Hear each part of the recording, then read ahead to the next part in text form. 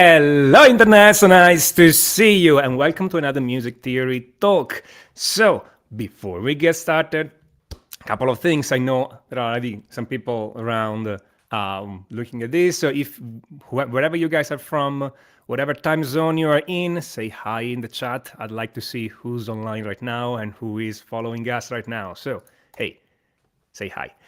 Second thing. I'm gonna announce, I think right now, you guys know that I have this YouTube channel, of course, you're here, okay? And you also know that I have a website with a newsletter, etc. There are things I announce in the newsletter that I rarely announce on YouTube. So if you are not on my newsletter right now, and you have enough time to get into the newsletter, you are missing out on something quite big that I'm gonna do, let's say, around 1 week from now, okay? So if you're watching this and you're not on my newsletter, go on my website, grab any of the free ebooks. You're gonna be put on the newsletter, and you're gonna get the announcement for this. Otherwise, hey, you're missing out. Okay, fantastic. So we're gonna hey Thomas, John Joseph, Mr. Derise, Patrick. Hi Patrick, and a number of other people from the whole world. Okay, I see.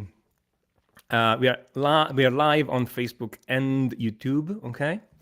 So, today I'm gonna talk about getting stuck when you're writing a song or composing anything, and we are gonna talk with an expert, okay?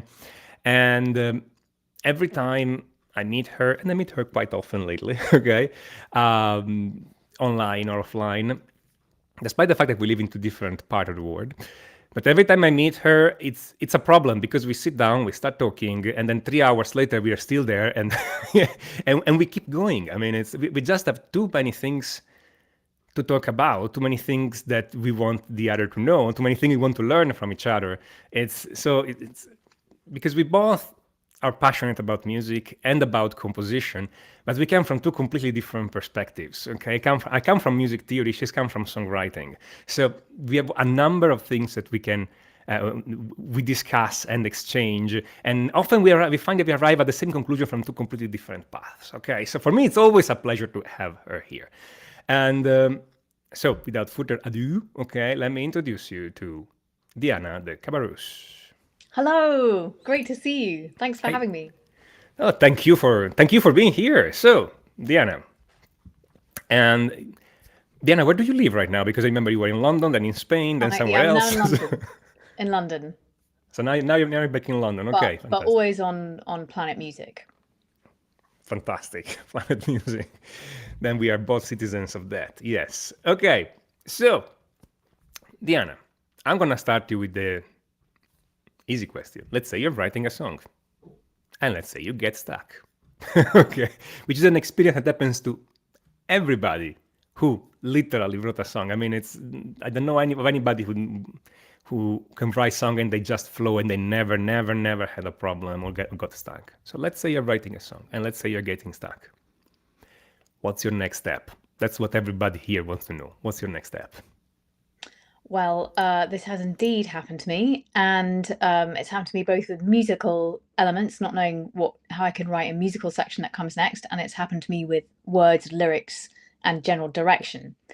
And my answer today is going to be very different than what my answer would have been sort of 10 years ago. So I definitely went through a stage of just coming back to something, having an intention to finish the song, but absolutely no plan or no idea how that was going to happen, and just sort of staring at what I'd written so far and trying to tack something on next.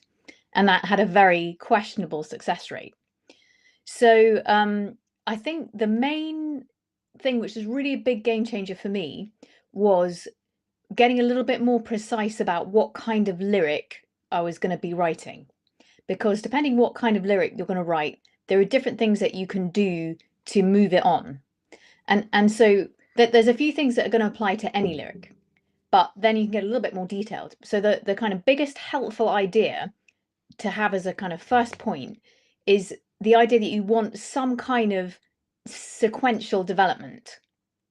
So that doesn't necessarily mean what happens next, although it can mean that.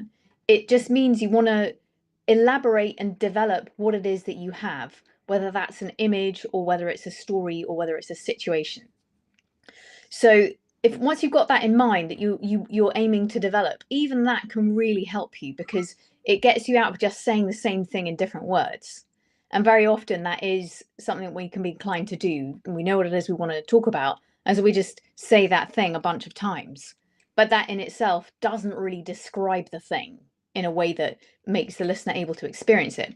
So I'm going to give you a very simple framework of 3 different kinds of song lyrics that you might be writing. Vast majority of song lyrics you're going to find can fit into one of these 3 categories. Then depending which it is, there's slightly different things that you can think about and do to develop that lyric forward. So firstly, there might be a lyric that is 100% about expressing an emotion. And what I mean by that is that in that lyric, there would be no events, there's no kind of past or present. It's really totally about describing a mood and communicating an emotion or a feeling. And that's the entire content of the lyric. And so a great example of that would be the song Happy by Pharrell. So in that song, there aren't any events. Nothing happens. There's no before and after, there's no timeline. He's simply describing this mood, but he doesn't we don't hear the word happy until the chorus. So he doesn't start out talking about an emotional state. He evokes that emotional state using imagery. So in Happy, actually, he starts out saying, might sound crazy what I'm going to say. And that's a really clever way. It's a really clever first line, because it's like immediately we're curious, and inspiring curiosity is a great way to get us paying attention. And then he follows that up with an image that he's a hot air balloon going to space. So that immediately helps us paint a picture, and we know what that kind of it's literally uplifting. So it makes it much easier for us to get a sense of what he's experiencing, and for us to have that same experience, the same feeling. And by the time we get to the chorus, then we're hearing a more abstract word used to describe the emotion, but we're ready to receive it. So if he just started the song like, I'm really happy and I'm elated and I'm delighted and I'm ecstatic, there's nowhere to go, and it's just going to be restatement of the same thing. And we're not like in the zone with him, and we don't have any reason to get in the zone with him. So that's a good example of a song that's just dealing with an emotion, and there's nothing else happens in that. There's no characterization. This isn't a criticism. I think it's a great song and a great lyric, and it accomplishes that very well. But I'm just drawing that out as a contrast to other types of lyric. So, for example, a very common other type of lyric would be an emotion that is in a scenario or context or situation. And you can imagine that as being like a scene from a play that is described in a song. So, for example, there's loads and loads of pop songs in this category. It's probably the most common type of lyric. So if just some examples from the songs that are in the top 10 just now in the Billboard top 10, the Lizzo song About Damn Time, she is describing emerging from a period, or the singer rather is describing emerging from a period of difficulties in the context of having a good time in a club. I'm going out, I'm setting aside my cares, going to turn the music up and the lights down, and I'm just going to be fabulous. And actually there's loads of songs that treat that theme. So there's I never get the initials right, LMFAO, party rock anthem, having fun at a party. Uptown Funk, having fun in the club, being fabulous. So those are all examples of a specific situation and an emotion that lives in that situation, but it's really just a snapshot. It's not a whole story. So like another kind of current tune that's in that category would be You Proof by Morgan Wallen. So that's a country song, and the emotion is him dwelling on somebody that he's separated from and trying to find something strong enough to blot them out from his thoughts. So the song is called You Proof, on a kind of wordplay of kind of proof alcohol. So he's in a bar trying to find something that's strong enough to stop him thinking about this person. But it's not really a story. It's a situation that, it's a little scenario. We don't get any backstory about what happened with this person or what's going to happen next. It's a snapshot. So that would be as a contrast to the type of song where there's there's more of a story. There's more of a past, present. There are like events that happen.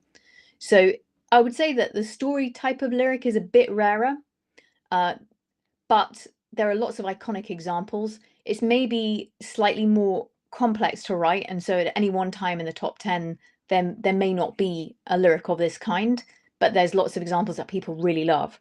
So, for example, Eleanor Rigby by the Beatles, there's a whole portrait, there's the whole idea of somebody's life.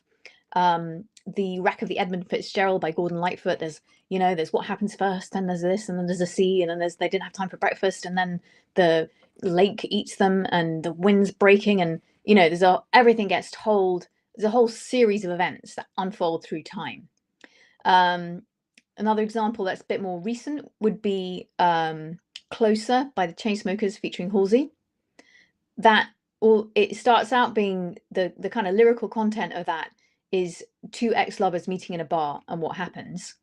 And that could have been just a snapshot if all that was discussed was their experience in that situation. But as the lyric unfolds, we get description of how they met, their previous life together. So it's more of a story than a snapshot. So those are the three main types of lyric, and you'll probably recognize and relate to those sort of when I've described them like that. Yes. So just to grab the listeners a moment and just make sure, because I know what you're doing. I just want to make sure they know what you're doing. Okay.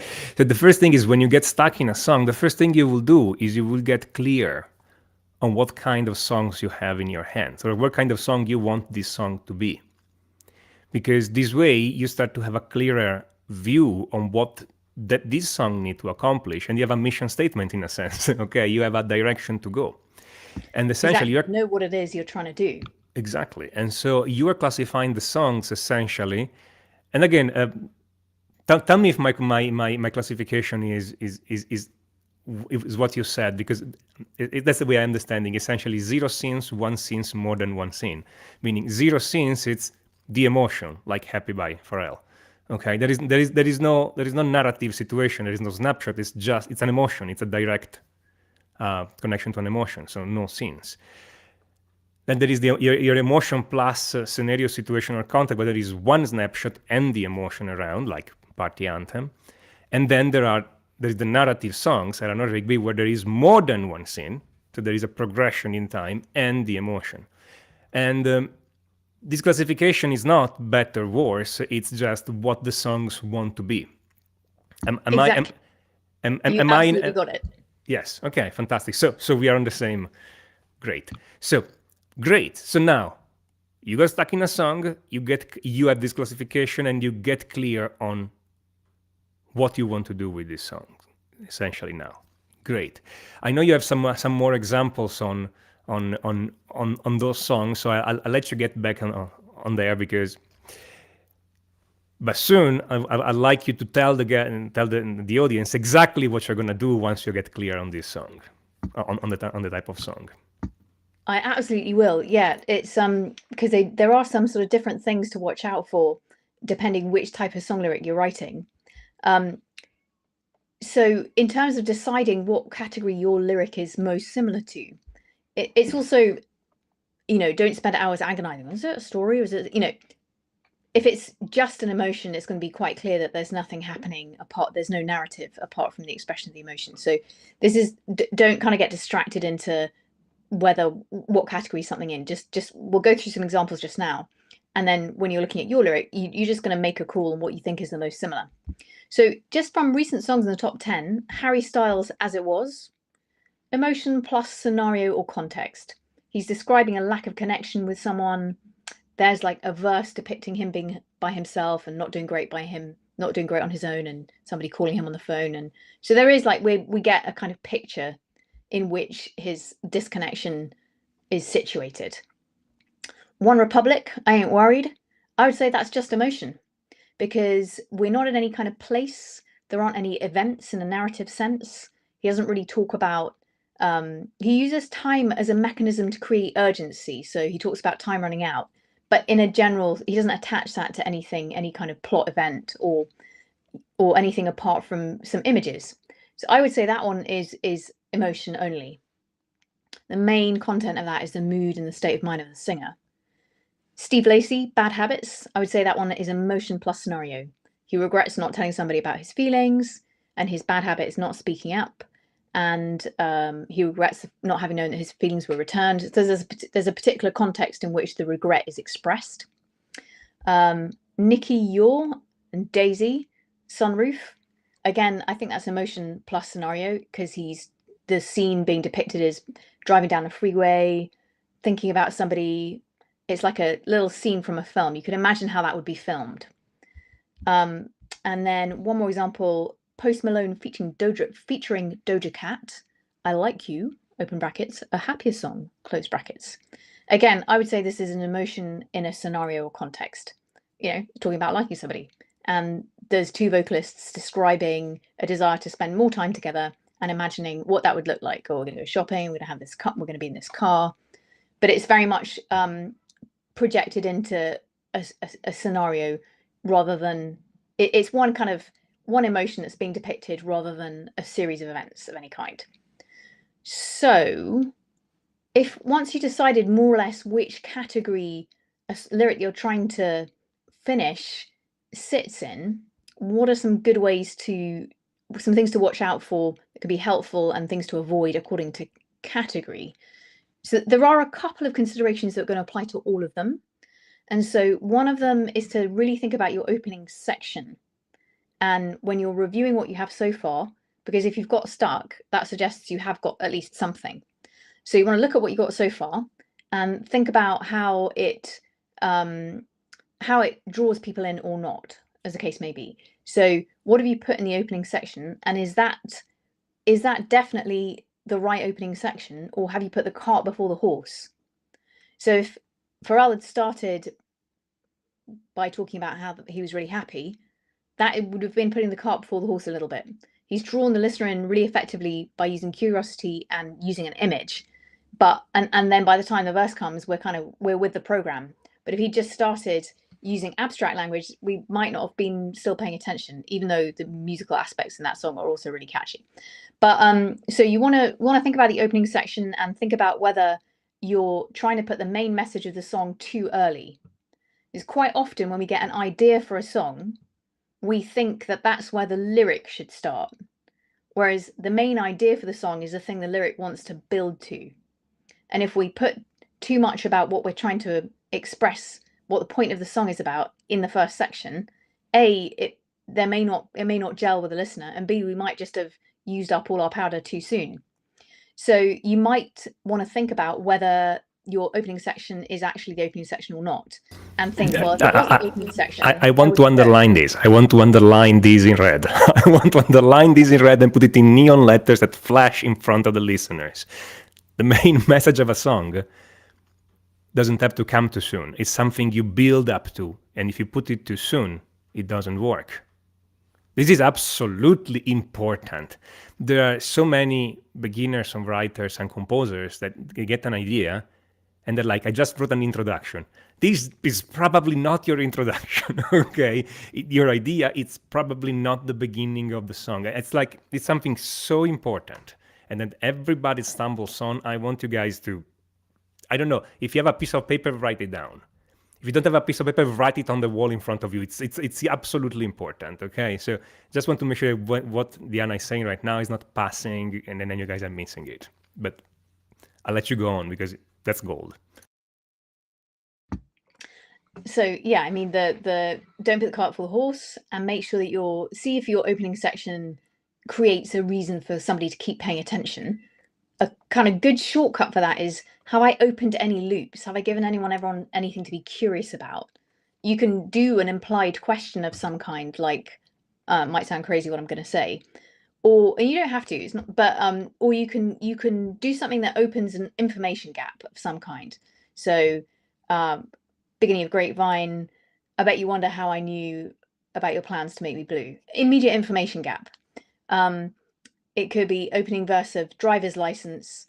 I drive around the suburbs and I thought you were going to be with me, but you're not. There's an expectation gap, and we don't know why this expectation hasn't been met. So there's like an immediate loop has been opened where we're like, now what's going, where is the missing information? So that works really well. And having some kind of information that allows the listener to picture something is also really helpful. So open loop plus something imagination, something visual or sensory of some kind. If you were having an art class and the instructor said that you needed to represent happiness in visual form or represent despair in visual form, you can't just write despair on the paper. You've got to like think of a way to, you've got to think of an image that translates that. And that's a really helpful guideline for addressing this kind of an emotion-based song with lyrics. You've got to give people a way to picture it. Otherwise they're not going to experience it in the level of their bodies. They just be like, okay, well, happiness, great, or sadness, great. But it's not going to be an actual, something that connects on an emotional level if there's no way of picturing it. So a great tip for just challenging yourself is, if I had to paint this, what would be, or if I had to show it in a movie, if I was a movie camera and I had to show this, what would I show? And how can I describe that? So yeah, so that's a great tip for the thing that's emotion based. If we're talking about an emotion plus context, now you've got a lot more options because you can see how much detail you want to put in. So if I'm in a bar and I want to have a good time, I can spend a whole section describing what's in the bar, who's there, what does it feel like, what's the music, in Uptown Funk, he goes into a whole description of what he's wearing, and we get this kind of pile of images, and that sets a certain scene. So as soon as you've got some kind of a context, you've got a lot of options about how much detail you go into, and you could also start bringing in time. So even though it's a scenario, not a whole story, there's going to be what just happened, why are we here, what might happen next, and you can draw on those things too. So those are kind of things that I would start out with. If you've got an emotion based one, you want to make sure that there are things that are visual, that you haven't put the emotional content too soon, you allow it to build. If you've got emotion plus context and scenario, now there's lots more things that you can talk about in terms of who's there and what is contained within the scenario. And again, if you were the movie camera, where would the camera be focused? Where would it move to, according to where you are in the song? We have a couple of questions here on the verse and the chorus, etc. So I'm gonna put them on the screen right now. Can you talk a bit about getting stuck with the plot when writing lyrics? I'm thinking specifically about choruses that typically contain the same lyrics. A chorus typically repeats. So the chorus is fixed somehow in the plot that continues on the next, and it cannot move forward as the rest of the lyrics in verse 2, 3, etc. So how would you manage that? I mean, that's something that happens in most songs. The chorus repeats. So how do you create a progression in the plot? And of course, I'm talking about the third type of song, the one with emotion and the plot, so more than one scene. How do you progress with the plot if the chorus is always the same? So that's a really great question, and I think there's a couple of different answers to that. If you want to keep the lyrics the same each time, then they have to be connected enough with the emotion that they can be richer each time we hear them again. So for some reason, I'm thinking of the song 50 Ways to Leave Your Lover by Paul Simon. But every time we hear that, we've heard like a bunch more ways that he could leave his lover.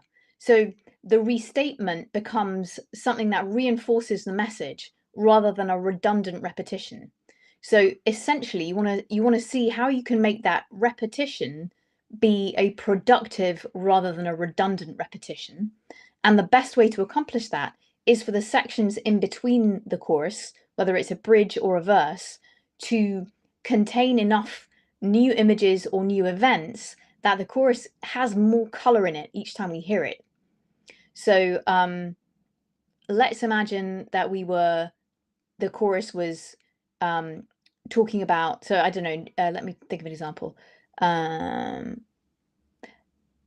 Happy, even though that doesn't have plot events, first verse, opening verse, creates this picture of, we've got the hot air balloon going to space. We've got, guess what I'm going to tell you.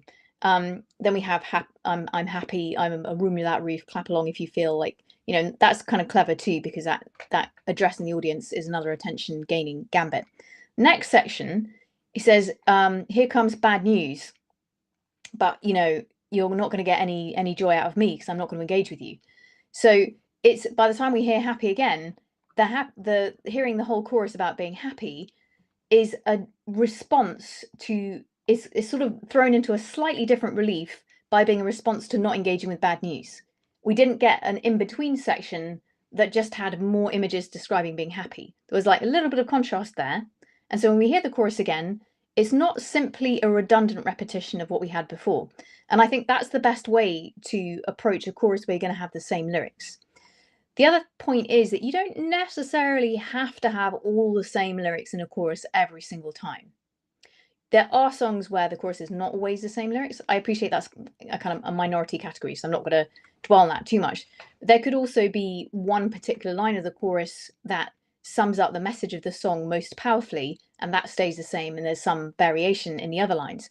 But if we're assuming a chorus that's going to be repeated, then the best way to make sure that that is experienced as additionally powerful rather than irritatingly repetitive is making sure the sections in between contain enough development that it is strengthened when we hear it again.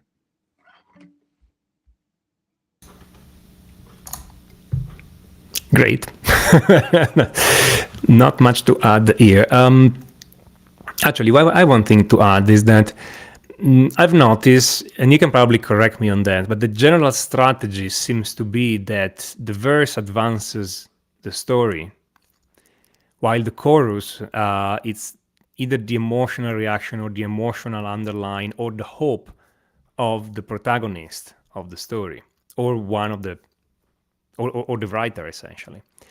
Meaning, so that the same emotion can relate, or similar emotion can relate to the different scenes of the verses. So like the verse is the camera showing what's happening, and then the chorus is the reaction shot of the face of the protagonist or the character, seeing how they react to that. And the same reaction can work and acquire a different meaning because the events are different. I think I'm just restating what you said in a different way. What do you think? Yeah, I think that's a great way of thinking about it. You could almost think of the different sections. Again, if we're taking the movie camera analogy, they are illuminating the material with a slightly different angle or a different lens. And so they're revealing the same thing from a slightly different angle and informing the feeling of it in a more saturated way, and giving us the opportunity to really discover more about what lives in that emotional field. You know, that makes me think about something different in music. So one of the job of us musicians is to take something and do it in many different ways. You just highlighted this with the lyrics of a song. We take a situation and we illuminate this in a slightly different way. We put the lights in a different way, and we just explore around the situation. This is true also of music in a technical sense, meaning that several times when you listen to music, the song or the piece in general, this could be from a symphony to a song to a 1 minute piece of music, the song has a theme or a hook or something, or even just a rhythm, and then in the course of the song, you explore the very same element in several different situations. Super typical things that songs do is to take a little theme, say in the major key, okay, and then later you explore this very same theme in the minor key, okay. Or things thereof, or sometimes they take a rhythm and then you have a specific rhythm for the verse, and then in the chorus you have a similar rhythm, which turns out being the same rhythm but maybe moved 1/4 note or 1/8 note later or earlier. Essentially, we are taking something and exploring it in several different ways. Okay. Exactly like you're doing with the lyrics. Okay, so and there's a consideration of pacing. Yeah, it's a consideration of pacing, and it's a consideration of unity, as I say, meaning we don't need new things. We don't need a new idea. We need to reuse an old idea in a new way. Okay, when people are like, okay, I wrote a verse, and now I need a new idea for the chorus. Maybe not. Maybe don't. Maybe you don't. Maybe you need to take what you wrote in the verse and start elaborating it, and start mining it to find something that you can reuse to build your chorus, or vice versa, from the chorus to the verse. I mean, I'm not saying this is true 100% of the time, but it seems to be true a substantial number of times. Yeah, But, and I I mean, think in a kind of practical terms of how you accomplish that with your lyric and how you think about it, like, okay, well, I want things to relate, but like, how can I make them relate? What does that mean in practice? It's really helpful to think about the reaction to things and the response to things. So let's imagine I've got my verse 1 where I set up some tension, I made some curiosity, I painted a nice picture that is rich on a sensory level, and then I delivered my first chorus, and that that was a kind of natural evolution from what I was expressing in the verse. It made sense, and I got verse 2. What do I do now? Well, one of the things you can do is examine how the chorus is sensed or perceived. So if we explored an emotion, how is that emotion, or how is that message actually perceived or sensed? And actually, Happy's a really great example for this, even though it's kind of a simple song, because the middle section where he says bad news, you can go away, here comes bad news saying this and that, but that's not gonna take me down. You could say that's another example. He's describing how the room without a roof happy emotion is being sensed or perceived. It's being sensed or perceived that, like, I'm just everything, negativity is bouncing right off me. In, let's say, in Driver's License, she has the opening section, like, I thought, you'd be with me when I was driving around these streets, and we planned to do it together, and now I'm on my own. And then the chorus is, I thought you meant all those things you said about me, but you can't have if you're not here now. And then verse 2 is not a restatement of any of that. It's, my friends are all tired of hearing me talk about this, but I feel sorry for them because they're never gonna know you the way I did. So you could see that as a reaction to what she said in the chorus, but in a way that's telling us how it's being sensed or perceived. So she's not just repeating it. And if we're taking a film scenario, movie camera analog, she's telling us what the angle is from camera 2, from the friends. So it's a way of exploring the terrain in the scenario in more detail, giving us something new that then enriches what we feel when the second chorus comes in, or what we're emotionally prepared for when we hear the second chorus. And so she's pacing. I think actually just an additional point on the how to make the chorus not be redundant, even though we might be using the same lyrics. It's pacing the delivery of those dollops of emotion. And if you were a chef, you would have flavors that complemented each other and set each other off. And the meal is paced in terms of what flavors we want to have at different points. We don't usually start with something sweet. So that's a kind of practical way to think about how you can explore more in the scenario. And in terms of what you actually do, I would also say, I would counsel against writing down, say, okay, right, I need a 4-line section, which is going to be a response to how the chorus, a reaction and a way of understanding how the chorus is sensed or perceived. Don't sit down and write a section. Give yourself a timed, set timer for 10 minutes and just free write what that might look like. It might seem like a longer way around to fill a page than to write 4 lines, but I guarantee you're going to find more interesting, better ways of expressing yourself than if you just try to write 4 lines to fit that section. So always write, a song typically is going to have 150 to 300 words. It's not actually all that many words. And you want to make sure you've chosen the best ones.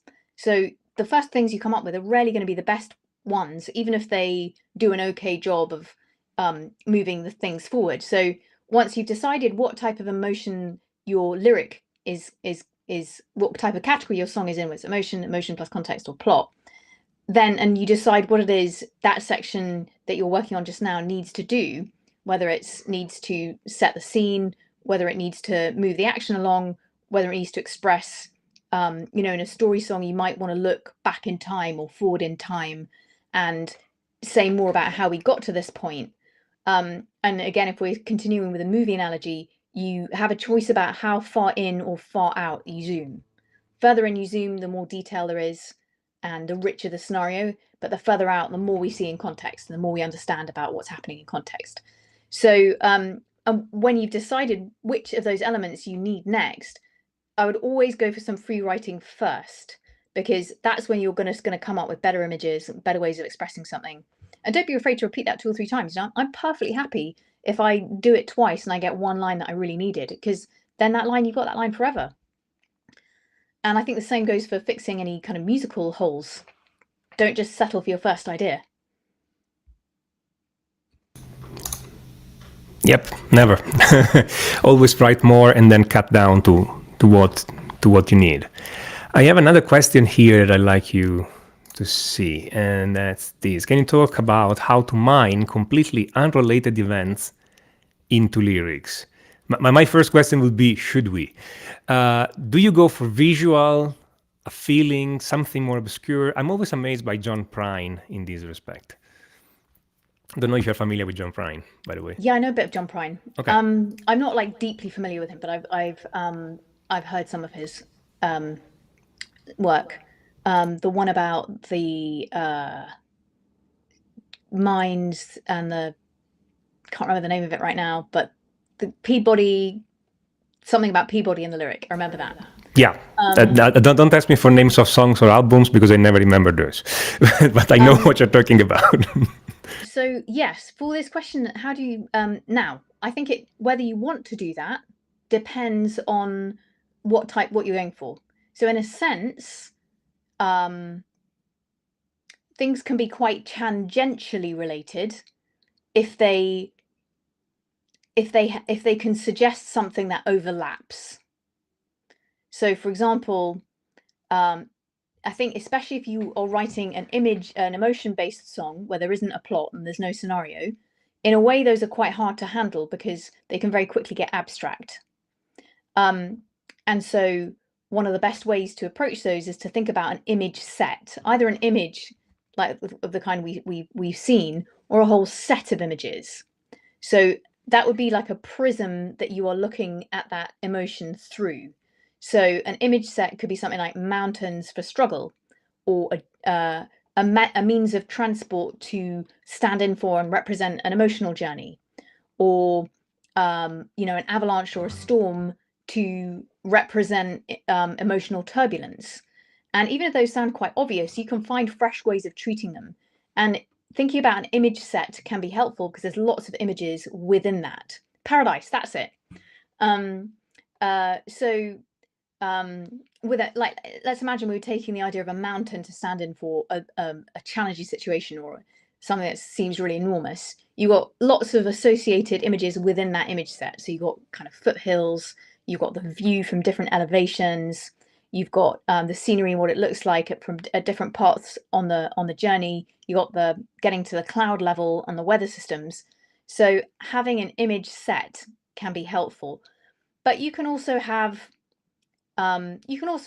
images that are only related in terms of how they make you feel, and that can work. I'd say it's slightly more dangerous because you don't want to do what I call verse tourism, where each verse is just like a little tour of a different slightly associated thing, but it doesn't build. So that can be a bit of a danger of having trying to weave in unrelated events. I think it depends what you're trying to do. So defining the objective is probably a good first step for that. If you're trying to make a story, unrelated events are probably unhelpful. If you want to express something to do with an emotion, events that are just related in terms of what type of reaction they inspire could work. You'd have to try it and see. I'm sorry if that's a slightly vague answer. I think I'd have to see the kind of events you meant before knowing whether they could connect and gel enough, or whether they would just be an idea and now we're destroying the momentum that idea had because we're putting another idea or image in, and now we've forgotten, you know, now it's not really stacking up. Things can stack up, images can stack up. So I hope that's kind of some form of answer to that. I see we have a question about free writing and refining lyrics. and whether we encounter situations where we abandon something because it can't be refined. Yeah, so sometimes you might have an idea that just doesn't have quite enough legs. It's too limited in scope, and when you try and explore images to expand it and develop it, you don't get something that really feels very compelling. And I think you need to trust yourself on that. In terms of refining lyrics to eventually become great, it helps a lot to differentiate between the meaning and the sound and music effects. So once you've got the kind of flow of meaning and there's some development and you can see how that is connected, then you can, and I would, so just rewinding a little bit, let's say I've done some free writing because I wanted to have a verse 2 that was a convincing response to the events of my chorus or to the emotion in my chorus. And so I wrote a whole page of like how that could be how that could be sensed or perceived. And I've got all these lines. What I would do after that is that I would go through and underline my favorite lines and images, and I might stack them into a 4-line section. And I might try that out a couple of different ways. And I wouldn't at this point be particularly worried about rhymes or other musical sound effects. I just would be wanting to get the ideas and images flowing in the right way. Once I was satisfied that that was workable, I would then think about the musical sound effects aspects of the lyric. Because if you've got nice ideas, but you're struggling to fit in too many syllables, or you've got these lines of wildly uneven length, or it's sort of there's no rhyme at all, there's no kind of sound relationship between the lines, that's gonna not work very well. So in terms of reviewing the sound effects, there's going to be decisions to make about rhyme. I would then go through and see, can I prune any syllables from these lines? This is especially a thing for me because I tend to, I'm fairly wordy generally, and that tends to also be the case of my lyrics unless I really discipline myself to pull as much out as possible and really refine what it is I'm trying to say and distill, be clear about what I'm trying to communicate. That's probably the biggest help when you're refining. Just really make sure that you are not trying to stuff too many ideas into each section. And again, this is a clear analog to the musical side of things. I would say for a 4-line section, you want 1 or 2 topics. So if I go back to driver's license, her verse 2, she says, my friends all think they're all tired of me talking about you. That's like topic 1, but I feel sorry for them because they will never know you the way I did. Topic 2, max, no more topics in a you do not want a new idea in each line. So that's one way, is to make sure you haven't put too many ideas in it. And then the next thing to watch out for is, what are the musical attributes of the line? So what are the sound effects? What are the rhymes? If I need a different word to say the same thing, let's say my first line ends with the word star, and the next line ends with the word pub, and I want the rhyme to be with R, and I can use my rhyming dictionary and I can look up, and I can, or thesaurus, and I can find the word bar.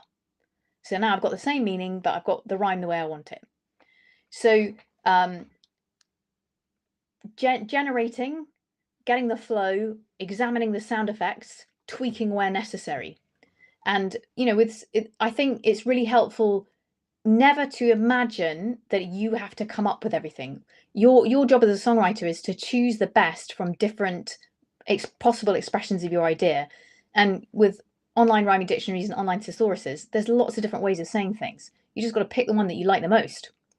And there's a bunch more stuff we could talk about with the sound effects, such as making sure you don't have 1 or 2 rhyme sounds at the end of the word that recur too frequently throughout the song. So you want to make sure the rhyme sounds are different, and we don't have an A or an R or an N end rhyme happening in every verse.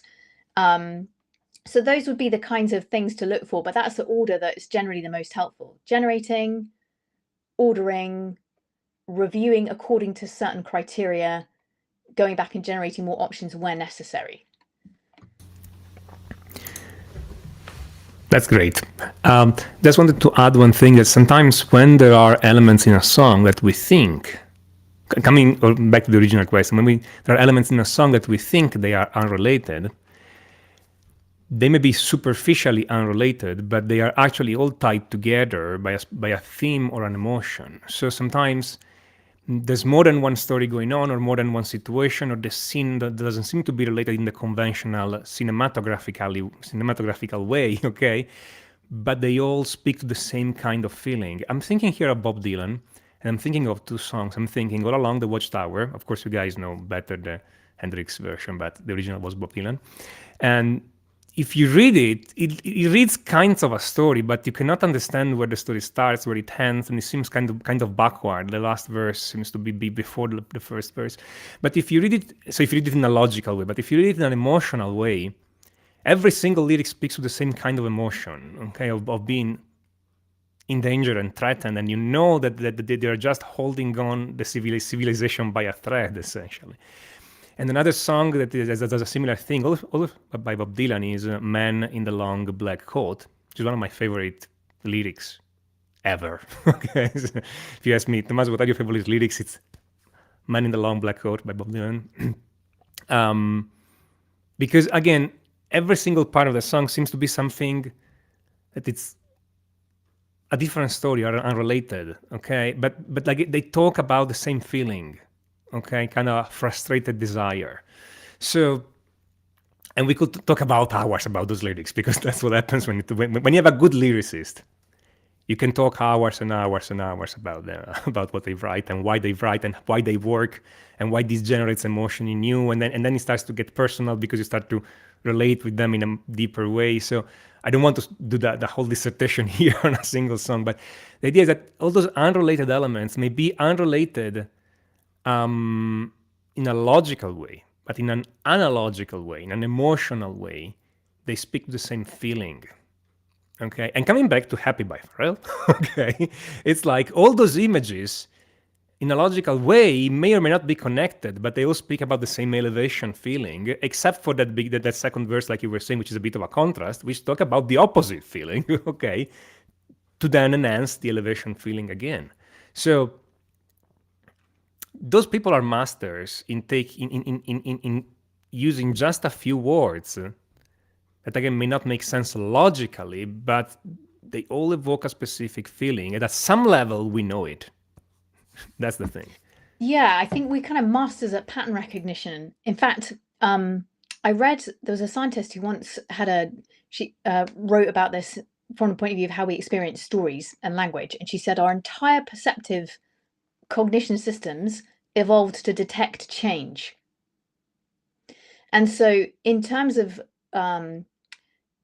just again taking a lens on things that can apply to all types of lyric, at the very start I used a phrase, and it was sequential development. And all stories you ever hear amount to something changed. Now, it doesn't have to be an event that changed. It can be an image that's a new image. It can be a sort of mood that's evoked by a sequence of images.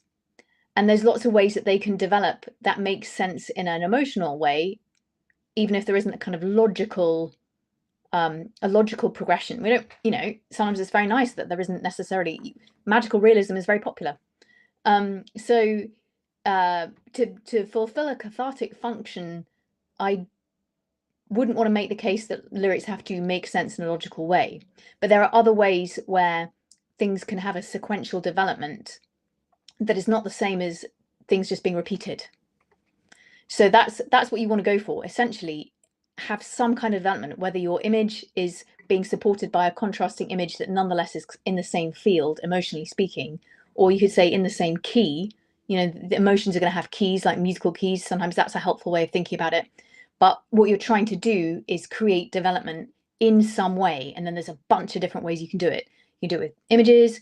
You can do it with time, looking back and forward in time. You can be, what does the singer want? If they could have it all their own way, what would that look like? There's different kind of motivational perspectives you can take. What's at stake? So there's a lot of different ways you can interrogate your situation, scenario, or possible story to have some sequential development. But if I had to boil everything we've been talking down to one thing, it's that you are stuck because you have not figured out what the sequential development can be. And so that's really where everything we've said is sort of different ways of creating that. Agreed 100%. it's there is some pattern, there is some symmetry, and then you break that, and that's what we call change. So but yeah, no, you know what? I'm gonna take this back, because otherwise we're gonna go on for hours on this. Okay, I'm just gonna leave it at that. It's yes, change change is a central point here, and I like what you said.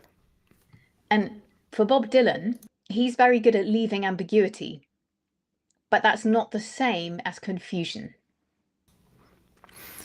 This will be another hour. Okay. It's Next time.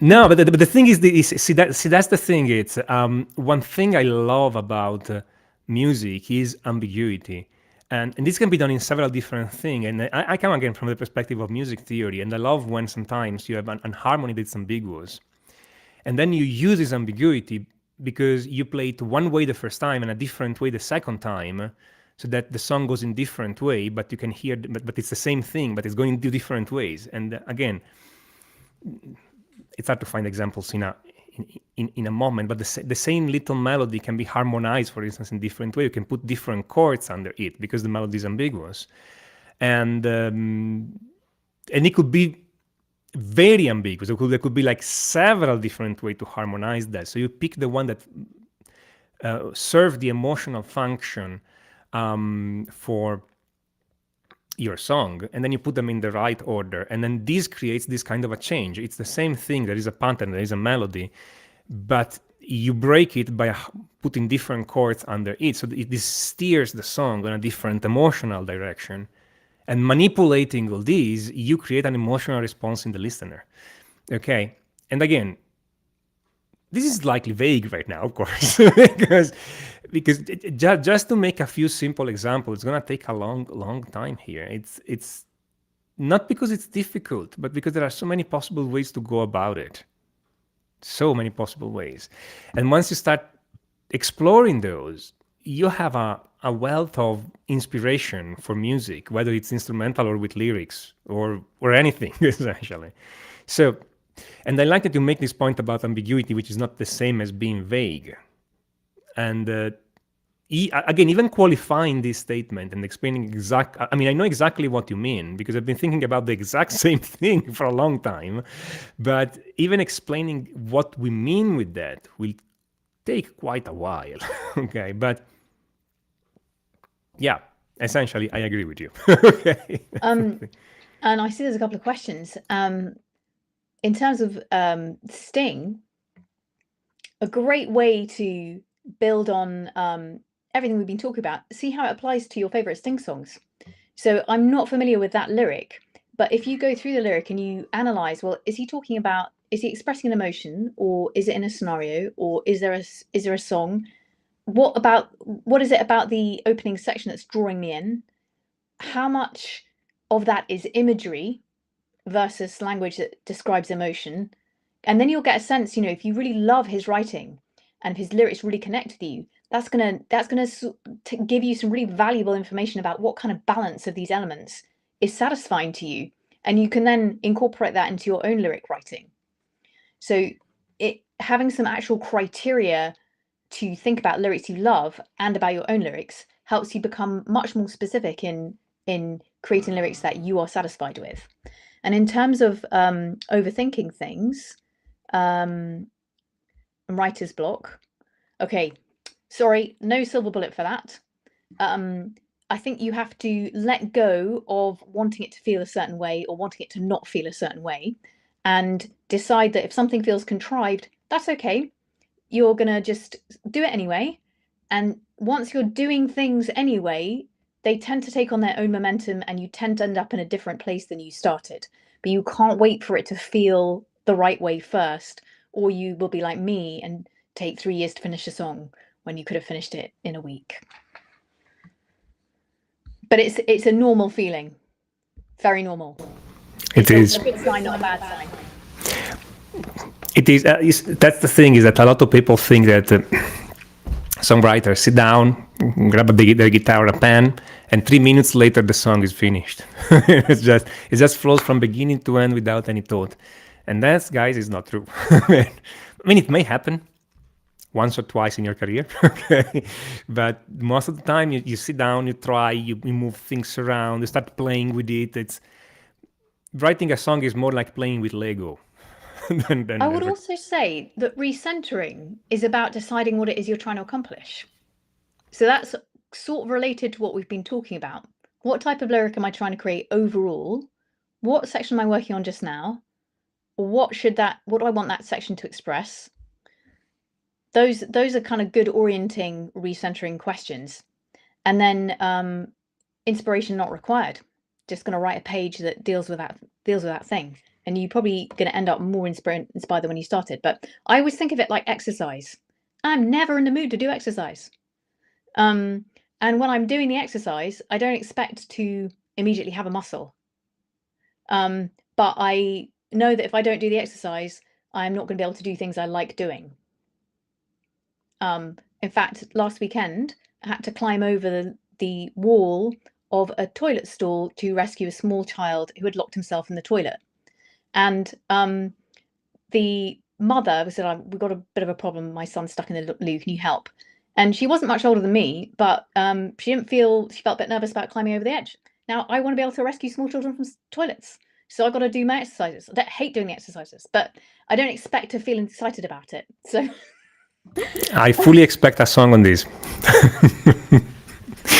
It's going to be a song of the third type, emotions and the change. First the child in stall and then the child out of the stall.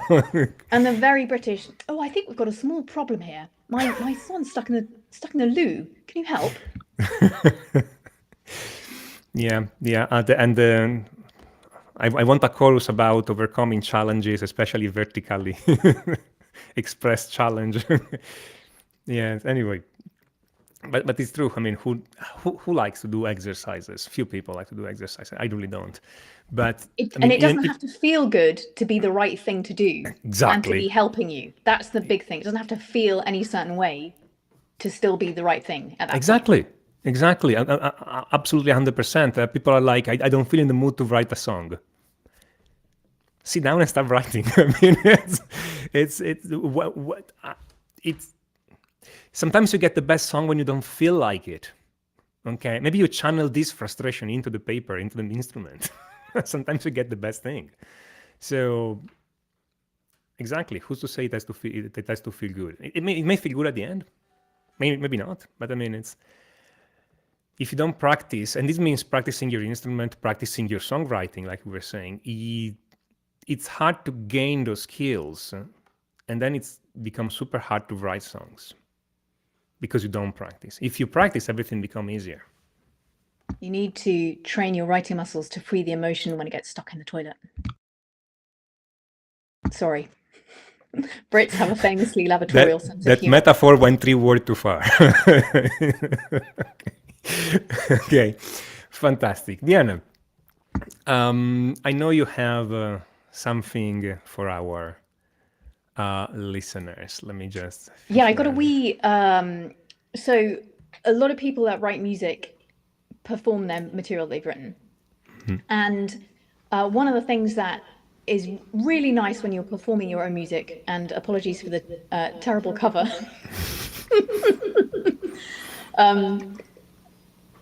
I couldn't get the... Yeah, anyway, the stuff's good. So essentially, I really like to feel, if I'm doing a gig for half an hour, that I am not expecting the audience to listen to me playing the same rhythm all the way through or the same chords all the way through, because it just sounds boring. It doesn't matter how great my lyrics are.